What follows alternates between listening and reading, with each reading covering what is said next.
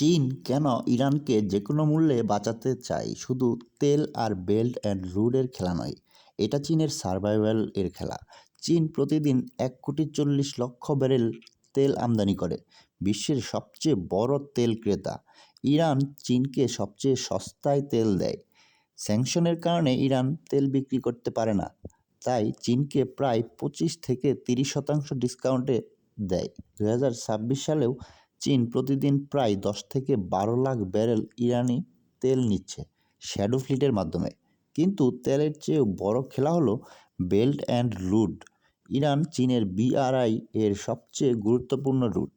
চীন থেকে মধ্য এশিয়া হয়ে ইরান, পারস্য উপসাগর, আরব সাগর, ইউরোপ। একটা রেল লাইন বানালেই চীন ভারত মহাসাগরে সরাসরি পৌঁছে যাবে আমেরিকার নৌবাহিনীকে এড়িয়েই। 2021 সালের 25 বছরের চুক্তিতে চীন ইরানে $400 বিলিয়ন বিনিয়োগ করবে। Port, rail, refinery, 5G। Iran চীনকে দিয়েছে গোয়াদারের বিকল্প পোর্ট, সস্তা তেল আর স্ট্র্যাটেজিক লোকেশন। চীন কখনো ইরানের সাথে যুদ্ধ করতে চায় না, কিন্তু ইরান যদি পড়ে যায় তাহলে তেলের দাম আকাশ ছোঁয়া হবে। BRI এর মধ্যপ্রাচ্য করিডোর ভেঙে যাবে, আর আমেরিকা ইরানি বেস বানিয়ে চীনকে ঘিরে ফেলবে।